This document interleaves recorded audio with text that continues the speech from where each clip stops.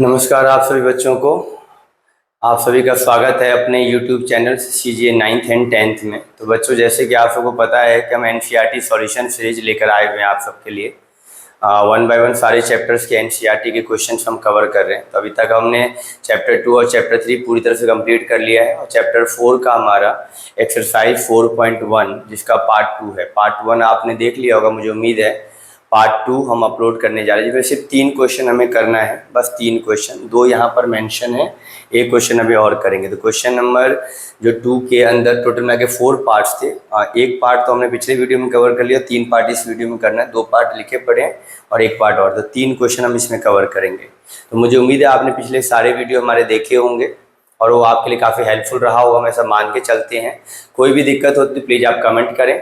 और अगर आप इंटरेस्टेड हैं लाइव क्लास हमारे साथ लेने के लिए, जुड़ने के लिए, तो हमारा डेली लाइव क्लास होता है मंडे टू सैटरडे। टाइमिंग आपको अगर आपने देख लिया होगा कम्युनिटी सेक्शन में तो ठीक, नहीं तो टाइम हमारा जो है 8 से 9:30 के बीच में डेली बेसिस पे क्लास होता है 9th एंड 10th के लिए। तो आप ज़रूर जुड़ सकते हैं। आपको free of cost 1-to-1 interaction वाली क्लास मिलेगी और काफ़ी हेल्पफुल रहेगा आपके लिए क्लास। तो मुझे उम्मीद है आप सब अपना टाइम निकालेंगे। बाकी हम स्टार्ट करते हैं वीडियो को, तो ध्यान से मेरे साथ बने रहें और क्वेश्चन समझे। कुछ काफ़ी छोटा वीडियो बनाएंगे, फटाफट हम कवर करेंगे। तो पहले इक्वेशन फ्रेम करना है हमें। चैप्टर का नाम तो पता ही है, क्वाड्रेटिक इक्वेशन है। क्वाड्रेटिक इक्वेशन बनाना है। क्वाड्रेटिक इक्वेशन का स्टैंडर्ड फॉर्म आपको बेहतर पता है, कई वीडियो में बता चुके हैं। ax² प्लस में bx प्लस में c इक्वल टू 0, ये standard form of quadratic equation है। तो हमें क्या करना है, यहाँ पर सिंगल वेरिएबल होता है, ध्यान रखिएगा। The product of two, product मतलब क्या होता है बच्चों, मल्टीप्लाई। क्या होता है, मल्टीप्लाई। प्रोडक्ट मतलब क्या होता है, multiply of 2 conjugative positive integer. यहाँ पे कह रहा है कि 2 लगातार इंटीजर्स की बात हो रही है। सपोज करिए एक है तो उसके बाद क्या आएगा 2, फिर क्या आएगा 3, फिर क्या आएगा 4। ये लगातार है, ये लगातार है। ऐसे सपोज करिए ये है आपका -1, देन -2, देन -3, देन -4, ये लगातार है। तो लगातार कह रहे हैं 2 कॉन्जुगेटिव पॉजिटिव इंटीजर। कॉन्जुगेट का मतलब लगातार है ना, 2 कॉन्जुगेटिव पॉजिटिव इंटीजर जिसका प्रोडक्ट कितना आना चाहिए, कितना आएगा 306। क्वेश्चन ने बोला है दो कॉन्जुगेटिव पॉजिटिव इंटीजर जिसका मल्टीप्लाई करने पर कितना आना चाहिए, 306। We need to find the integer, हमें इंटीजर्स फाइंड करने, ठीक है। तो आप समझिए मेरी बात को। यहाँ पर हम क्या करेंगे, सपोज करेंगे वो दोनों इंटीजर्स को, ठीक है। तो सॉल्यूशन देखिएगा ध्यान से। हम क्या करने वाले, let be the two marker नहीं चल रहा है। लेट बी द टू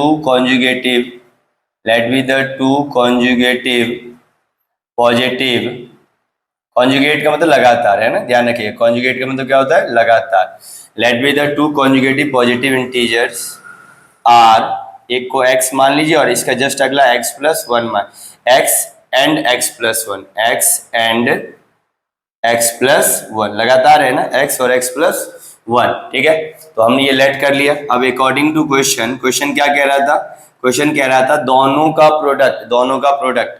तो x प्रोडक्ट मतलब मल्टीप्लाई। आप मल्टीप्लाई का साइन भी लगा सकते हैं, ब्रैकेट का यूज करें ज्यादा अच्छा लगेगा। तो x+1 है ना, दोनों को मल्टीप्लाई करना है आपस में। मल्टीप्लाई करके कितना आ जाएगा, 306।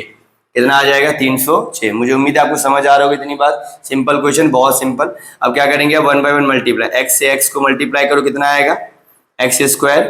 x को 1 से मल्टीप्लाई कितना आएगा, x = 306। क्लियर। अब 306 को आप राइट हैंड से लेफ्ट हैंड में ले आओ, तो आपका रिक्वायर्ड इक्वेशन क्वाड्रेटिक क्या बन गया, x² प्लस x माइनस 306। ये आपका रिक्वायर्ड क्वाड्रेटिक इक्वेशन बन गया। अब यहाँ से आप बखूबी जानते हैं कि मुझे क्वाड्रेटिक फॉर्मूला लगाकर हम इसको सॉल्व करेंगे। आप चाहो तो फैक्टराइजेशन मेथड भी लगा सकते हो, ठीक है। तो चैप्टर का नाम क्वाड्रेटिक इक्वेशन है। यहाँ पर क्वाड्रेटिक फॉर्मूला और क्वाड्रेटिक फैक्टराइजेशन मेथड दोनों से हम निकाल सकते हैं। और जब तक क्वेश्चन में कुछ बोला नहीं, हम कोई भी मेथड लगा सकते हैं। तो आपको दोनों मेथड आता होगा। हमने प्रीवियस वीडियो ऑलरेडी बनाए हुए हैं, काफ़ी सारे वीडियो अपलोडेड है। फैक्टराइजेशन के लिए अलग से हमने कई सारे वीडियो बनाए हुए हैं, क्वाड्रेटिक फार्मूला के लिए सेपरेट वीडियो। इसका जो फर्स्ट लाइव क्लास हुआ था, इंट्रोडक्शन क्लास में सिखाया गया है, तो आप जरूर विजिट करें। मैंने यहाँ पे आपको इक्वेशन फ्रेम कर दिया, इसके आगे की कहानी आप खुद बेहतर समझ सकते हैं। मैं इसमें आपको कुछ हिंट और कर देता हूँ। सपोज देखिए, क्वाड्रेटिक फॉर्मूला जब लगाते हैं तो सबसे पहले मुझे a, b और c की जानकारी होनी चाहिए। तो ये हम इससे कंपेयर करते हैं, हमारा स्टैंडर्ड फॉर्म क्या है, ax square bx plus c equal to 0।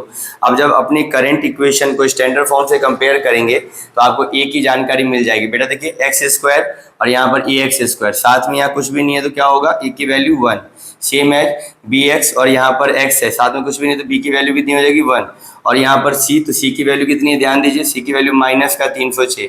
जब a और b c मिल जाते हैं ना तो हम डिस्क्रिमिनेंट निकालते हैं, d की मतलब डिस्क्रिमिनेंट, फॉर्मूला क्या होता है, बी स्क्वायर माइनस 4ac। आप यहाँ पे इस चीज़ों को सब्स्टिट्यूट कर देंगे और आगे कंटिन्यू करेंगे तो आपका इस तरह से प्रोसेस चलता जाएगा। अगर मैं फटाफट करके बताऊँ आप सबके लिए, तो b की वैल्यू 1, 1 का स्क्वायर माइनस का 4 इंटू में a कितना है 1, इंटू में c कितना है माइनस का 306, तो 1 का स्क्वायर हो गया 1। अब मल्टीप्लाई करिए, इसको कितना हो जाएगा 6 चौक 24, ये माइनस और माइनस प्लस हो जाएगा, मल्टीप्लाई करने पर कट जाता है। अब 4 से गुना करेंगे 6 चौक 24, 4 फिर 2, 2 4 3 12, कितना आएगा 12 से 24, 12 24 में एक जोड़ दीजिए, कितना आएगा 1200, कितना आ जाएगा 1200 आपका 25 है, कितना आ जाएगा 1225। और आप जानते हैं कि इसके आगे क्या करना है, इसके आगे क्या सिचुएशन होता है, अगर d ग्रेटर देन 0 है, 3 केस होता है, तो हम ये केस कहाँ लाइक कर रहे हैं, d ग्रेटर देन 0 मतलब टू डिस्टिंक्ट रियल रूट्स। इसके बाद क्या करेंगे, इसके बाद आप फॉर्मूला लगाएंगे, फॉर्मूला लगाते हैं x equal to minus b plus minus under root d upon whole upon में 2a, ये हमारा फॉर्मूला होता है।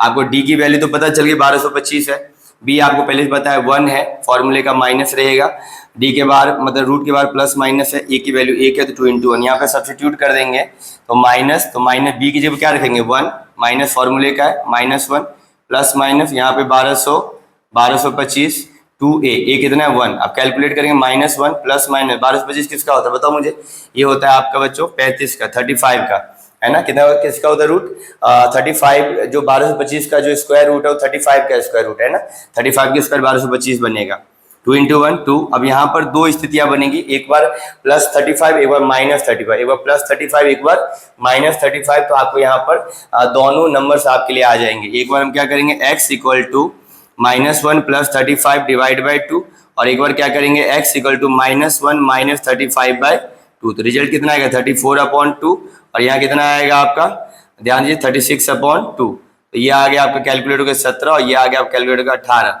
तो आपके पास जो नंबर आया, यहाँ में क्या बोल रहा था पॉजिटिव इंटीजर, क्या बोल रहा था ये पॉजिटिव इंटीजर, ध्यान रखिएगा। तो हम नेगेटिव वाले को कंसीडर नहीं करेंगे, 18 को हम कंसीडर नहीं करेंगे। थोड़ा सा यहाँ आपको देख लीजिए इस तरफ में आकर, तो हमने यहाँ से कैलकुलेट करते हुए हमने निकाला तो हमें x की दो वैल्यू मिली, x की हमारे पास दो वैल्यू है, एक हमारा 17 और एक हमारा -18, तो -18 कंसीडर नहीं होगा क्योंकि क्वेश्चन ने बोला था पॉजिटिव इंटीजर चाहिए हमें, तो हमने जो वैल्यू निकाला था वो -18 को हम कंसीडर नहीं करेंगे, ये नहीं करने वाले, तो हम क्या करेंगे x की वैल्यू 17, तो हमारा दो नंबर चाहिए था, लगा था 2 कॉन्जुगेटिव पॉजिटिव इंटीजर, तो यहाँ पर एक पॉजिटिव इंटीजर क्या है, एक हमारा जो पॉजिटिव इंटीजर है, एक हमारा जो पॉजिटिव इंटीजर है वो क्या हो गया आपका 17, और जो दूसरा वाला हो गया सेकंड क्या हो जाएगा, सेकंड क्या हो जाएगा x + 1, तो 17 + 1 कितना हो गया 18, तो पहला वाला 17 हो गया, दूसरा वाला क्या हो गया 18, तो ये हो गया आपका दोनों कॉन्जुगेटिव लगातार 17 18। तो मुझे उम्मीद है कि आपको समझ में आया होगा, तो प्लीज वीडियो को पॉज करें, इसको प्रॉपर नोट डाउन करें और हम आगे क्वेश्चन चलते हैं नेक्स्ट क्वेश्चन की तरफ, ठीक है। उम्मीद है कि आपको समझ आ रहा होगा, हाँ जी, चलिए कमेंट करके जरूर बताइएगा। और हम चलेंगे अब नेक्स्ट क्वेश्चन पे। क्वेश्चन नंबर हमारा क्या है 3rd, आपको मतलब सेकेंड का 3rd पार्ट है, तो सेकेंड का 3rd पार्ट आप ध्यान से देखिएगा बच्चों फटाफट। सिंपल इसमें मैं इक्वेशन फ्रेम कर दूंगा आपके लिए। कह रहा है Rohan mother's is 26 year older than him. कह रहा है रोहन की जो मम्मी है, रोहन की जो मदर है वो 26 ईयर ओल्डर है किससे, हिम मतलब रोहन से। रोहन की मम्मी रोहन से 26 साल बड़ी है, रोहन की मम्मी रोहन से 26 साल बड़ी है, ठीक है। The product of their age, दोनों की एज का जो प्रोडक्ट है, प्रोडक्ट मतलब अगेन क्या मल्टीप्लाई, दोनों की एज का जो प्रोडक्ट है, दोनों के product of their age 3 year from now, 3 साल बाद विल बी 3360। रिपीट करता हूँ, सिचुएशन क्या है, रोहन की जो मम्मी है रोहन से 26 साल बड़ी है, तो रोहन का एज सपोज करिए x, तो रोहन की मम्मी कितनी एज की हो जाएगी x + 26, पहली बात क्लियर। रोहन का प्रेजेंट एज है x ईयर, ठीक है, let be the Rohan present age be x year, तो रोहन की मम्मी उससे 26 साल बड़ी है तो x + 26 हो जाएगा, x + 26 हो जाएगा। ठीक है, ध्यान रखिएगा। अब क्वेश्चन का आगे पढ़ेंगे तो अकॉर्डिंग टू क्वेश्चन कहा गया कि 3 साल बाद, तो भैया दोनों की उम्र में, रोहन की उम्र में भी 3 साल जुड़ जाएगा तो x प्लस 3, और रोहन की मम्मी की उम्र में भी 3 साल जुड़ जाएगा तो x प्लस 26 था वो x प्लस 29 हो गया। और दोनों की उम्र का जो प्रोडक्ट होगा मल्टीप्लाई वो कितने के बराबर होगा? 360 के। तो कह रहा है we would like to find Rohan present age. तो मैं रोहन की प्रेजेंट एज बताने, इसकी मम्मी की नहीं बोला जा रहा है, सिर्फ रोहन का पूछ रहा है, तो हम रोहन का निकाल देंगे। ठीक है, तो हम लिखेंगे क्या? लेट बी द, ध्यान दीजिएगा, let be the present age, let be the present age, let be the present age of Rohan, जो कि हो गया x ईयर। ठीक है, और present age of his mother, जो कि हो जाएगा अकॉर्डिंग टू क्वेश्चन, रोहन की जो मम्मी है रोहन से 26 साल बड़ी हैं, ओल्डर मतलब प्लस बड़ी हैं, तो x प्लस कितना हो जाएगा? 26। x प्लस कितना हो जाएगा? 26। रोहन जितने साल का उससे उसकी मम्मी 26 साल बड़ी हैं, तो ये हो गया। अब आ जाइए यहीं पर हम लिख देते हैं अकॉर्डिंग टू क्वेश्चन। अब आगे क्वेश्चन कहता है प्रोडक्ट, दोनों की उम्र का प्रोडक्ट, बट आफ्टर 3 ईयर, तो 3 year from now, 3 year from now, 3 साल बाद दोनों की जो उम्र होगी ना वो 3 साल से बढ़ जाएगी। तो रोहन की जो उम्र होगी, जो रोहन की जो एज होगी, रोहन एज कितना होगा? x प्लस 3, और जो उसकी मदर एज है, रोहन्स मदर है ना, रोहन्स मदर एज कितना हो जाएगा? x प्लस 26 तो था ही, उसमें 3 साल और जोड़ दो, कितना आ गया? x plus 29। तो रोहन की एज हो गया x प्लस 3 और रोहन की मम्मी का उम्र हो गया x प्लस 29। दोनों का जो प्रोडक्ट कहा गया था, दोनों का प्रोडक्ट वो कितना है? 360 के बराबर है ना, दोनों की उम्र का प्रोडक्ट। तो x प्लस 3 और x प्लस 29 दोनों का जो प्रोडक्ट है मल्टीप्लाई हो किसके बराबर? 360 के बराबर है। हमें बस क्या करना है? कैलकुलेट करना है। मल्टीप्लाई करने आता है, x को x से मल्टीप्लाई करिए बेटा तो x स्क्वायर आएगा, x को 29 से मल्टीप्लाई करिए बेटा तो 29x आएगा, 3 को x से मल्टीप्लाई करिए कितना आएगा? 3x आएगा, और 3 को 29 से मल्टीप्लाई कितना आएगा? 9 तिया 27 का 7 हासिल 2, 3 दूनी 6 और 6 और 2 8, 87 इक्वल टू 360। ठीक है, मल्टीप्लाई चेक कर लीजिए। अब क्या करेंगे? अब वेरिएबल एक तरफ कांस्टेंट, तो सबको एक तरफ ही ले आओ, हमारा स्टैंडर्ड फॉर्म आ जाएगा 29 में 3 आप ऐड करो, 29 में 3 ऐड करो कितना आ जाएगा? 32x, और 87 माइनस का 360 है ना, इक्वल टू में 0। रिक्वायर्ड इक्वेशन क्या होगा? x स्क्वायर 32x माइनस करिए, 10 में 7 गया, 10 में 7 गया, क्योंकि माइनस में ही आएगा, प्लस माइनस पर sign depend on big value, minus का 360 तो माइनस में आएगा, 10 में 7 गया 3 है ना, और उधार ले ले 15 में आ गया 8 7 15, और ये हो गया 273। तो बेटा आपका रिक्वायर्ड इक्वेशन क्या हो गया? x square plus 32x minus का 273, x square plus 32x minus का 273 इक्वल टू x। ये आपका क्वाड्रेटिक हो गया। अब इसके बाद तो आपने जस्ट अभी मैंने को पिछले क्वेश्चन में समझाया था, a b और c आप यहाँ से अलग करोगे और फिर डिस्क्रिमिनेंट निकालोगे, फिर आप फॉर्मूला लगाओगे। ठीक है, अब यहाँ बताओ, आप बताओ मुझे a की वैल्यू कितनी होगी? a की वैल्यू कितनी होगी बताओ? 1 होगी, b की वैल्यू 32 और c की वैल्यू माइनस का 273। तो मुझे उम्मीद है कि आपको ये क्वेश्चन समझ आया होगा। बस इसको आप कंप्लीट आगे करेंगे, और रोहन जो x की जो वैल्यू आएगी ना, रोहन की परसेंटेज होगी, ध्यान रखिएगा। x की अगर दो तो वैल्यू आएगी क्वाड्रेटिक है, 2 वैल्यू आएगी, हो सकता है एक नेगेटिव हो जाए एक पॉजिटिव हो जाए, तो नेगेटिव वाले को कंसीडर नहीं करना, क्योंकि एज कभी नेगेटिव नहीं होता, पॉजिटिव वाले को कंसीडर करना है। तो ध्यान रखिएगा, इस क्वेश्चन को करते हुए लास्ट तक आप जाएंगे तो जो पॉजिटिव वैल्यू ऑफ x होगा वही हमारा रोहन का प्रेजेंट एज होगा। उनकी मदर का नहीं पूछा था तो नहीं निकालना है। तो मुझे उम्मीद है कि ये फ्रेमिंग जो हुई है इक्वेशन की, ये आपको बहुत अच्छे से समझ में आया होगा। इसके आगे जरूर करिएगा, नहीं आएगा तो फिर कमेंट करिएगा, तो मैं इसको कंप्लीट कर दूंगा आपके लिए, फिर दोबारा एक वीडियो बनाकर, और हो जाए आपसे सॉल्यूशन, फिर कोई दिक्कत ही नहीं है। आगे मूव करते हैं, तो हम नेक्स्ट क्वेश्चन की तरफ चलेंगे। अब नेक्स्ट क्वेश्चन मैं लिखने वाला नहीं हूँ, मैं करेंटली वीडियो अभी रनिंग चल रहा है, मैंने पॉज भी नहीं किया है, तो मैं नेक्स्ट क्वेश्चन नहीं लिखूंगा। अब नेक्स्ट क्वेश्चन में रीडिंग लगाऊंगा, आप सब किताब लेके बैठ जाइए साथ में, तो क्वेश्चन थोड़ा लेंथी है, उसको हम लिखेंगे फिर पॉज करें लिखें, इससे अच्छा कि मैं क्वेश्चन रीडिंग लगा देता हूँ, आप समझिएगा पढ़ते हुए।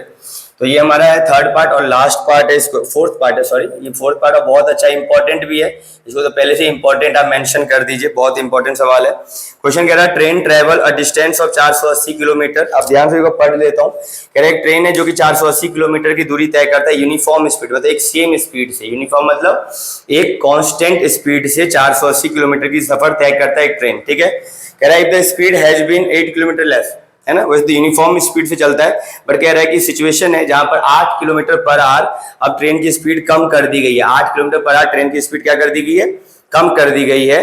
तो then it would have taken 3 hour more to cover the same distance. तो कह रहा है एक सिचुएशन है जहां पर 480 किलोमीटर की दूरी एक यूनिफॉर्म स्पीड से चल रहा है, ठीक।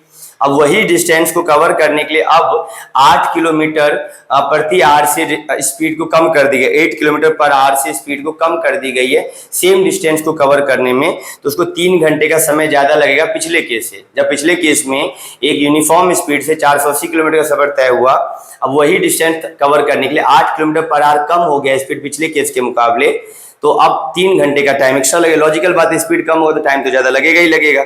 तो कह रहा है we need to find the speed of the train, हमें स्पीड ऑफ द ट्रेन निकालना। बहुत सिंपल, क्या करेंगे ध्यान से देखिए, लिखेंगे लेट बी द स्पीड, या यूनिफॉर्म स्पीड लिख सकते हैं, let be the speed of the train, let be the speed of the train को मान लो x kilometre per hour. Question में टोटल डिस्टेंस कितना दे रखा है, टोटल डिस्टेंस दे रखा है बच्चों में, टोटल डिस्टेंस कितना दे रखा है 480 किलोमीटर, कितना दे रखा है 480 किलोमीटर। कोई दिक्कत नहीं। अब आपको पता है कि फॉर्मूला क्या होता है, अब याद करो, speed equal to distance upon time होता है। हाँ जी, speed equal to distance upon time होता है, speed equal to distance upon time होता है। तो टाइम इक्वल टू क्या हो जाएगा, distance upon speed, time equal to क्या हो जाएगा, distance upon speed. Speed equal to distance upon time है, तो टाइम इक्वल टू क्या हो जाएगा, डिस्टेंस अपॉन स्पीड हो जाएगा। तो हम ये वाला फॉर्मूला भी लगाने वाले हैं, ठीक है। स्पीड बाद में कम होता है 8 किलोमीटर पर आवर से, ध्यान रखिएगा। तो हम लिख देंगे न्यू स्पीड, यहाँ पे लिख देता हूँ पहले से आपके लिए, न्यू स्पीड आप लिख दीजिए, new speed equal to x minus 8 kilometre per hour less, है ना, 8 किलोमीटर पर आवर कम हो गया, है ना, नया स्पीड है। पुराना यूनिफॉर्म स्पीड क्या है x किलोमीटर, बाद में कह रहे स्पीड 8 किलोमीटर से कम कर दिया गया, तो ये नया स्पीड, डिस्टेंस दोनों केस में सेम रहेगा। कह रहे डिस्टेंस कम, स्पीड कम होने की वजह से 3 घंटे का समय ज्यादा लगे, उसकी बात हम करेंगे। अकॉर्डिंग टू क्वेश्चन हमारा जो टाइम निकलेगा T1 निकलेगा पहले केस में, वो डिस्टेंस कितना है 480 और स्पीड कितना है x। तो ये हो गया हमारा पहली स्थिति। अब कह रहा है नए केस में को T2 बोल दो, T2 टाइम 1 टाइम 2। अब इस केस में आपको डिस्टेंस पता है, डिस्टेंस तो सेम है, अभी भी स्पीड कितना हो गया x माइनस, देखो दोनों केस में सेम फॉर्मूला लगा है, डिस्टेंस अपॉन स्पीड और डिस्टेंस अपॉन स्पीड। डिस्टेंस दोनों केस के लिए सेम था, स्पीड अलग अलग है, तो मैंने लिखा इसको 2। अब आप समझो ध्यान से मेरी बात, क्वेश्चन क्या कह रहा था, क्वेश्चन कह रहा था स्पीड गिरने की वजह से 3 घंटे का समय ज्यादा लगेगा। किससे ज्यादा लगेगा, पिछले वाले के मुकाबले ज्यादा लगेगा। पिछले वाली स्थिति में आपका डिस्टेंस 480, स्पीड x, तो टाइम, ये टाइम के बराबर ही है, तो सपोज करिए टाइम ही तो है, पिछले वाले केस में ये रहा टाइम 480 बटे x।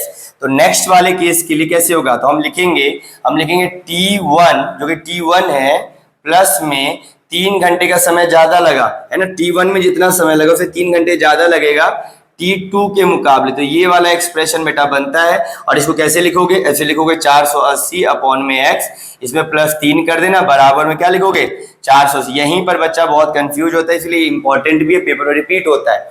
कोई मुश्किल था क्या इसमें, यूनिफॉर्म स्पीड ऑफ ट्रेन हमने लेट करा, डिस्टेंस दोनों के इसमें सेम ट्रेवल करना है ट्रेन को, स्पीड बाद में कम कर दिया या बाद में बढ़ा सकता था या घटा सकता था, घटा दिया तो घटाने से टाइम ज्यादा लग रहा है ना, स्पीड कम होगा तो टाइम ज्यादा लगेगा। एक सिचुएशन, और एक सिचुएशन सवाल ऐसा भी तो हो सकता था कि स्पीड बढ़ा दिया तो टाइम कम लगेगा तो माइनस होता, और यहाँ बढ़ाने से यहाँ प्लस हो जाता। तो समझिए स्थितियां, 2 तरह के सवाल यहाँ पे बन सकते थे। यहाँ पे जो क्वेश्चन कह रहा हमने वही करा, क्वेश्चन में कहा कि स्पीड घटाया गया तो टाइम बढ़ा पिछले केस के मुकाबले, पिछले में जितना टाइम लग रहा था उसमें 3 घंटा ज्यादा लगेगा। तो अब क्या करिए, इक्वेशन फ्रेम करिए, 480 अपॉन में x, ये इधर ले आइए, तो 480 upon x minus 3 equal to 3, ये हो गया। अब इसके आगे मैं स्टैंडर्ड तक लेके चलता हूँ ताकि आपको बेहतर तरीके से समझ में आ जाए, तो प्रॉपर समझिएगा मेरी बात को, इसको आगे कंटिन्यू कैसे करेंगे। तो बहुत ध्यान से देखिएगा, बहुत ध्यान से।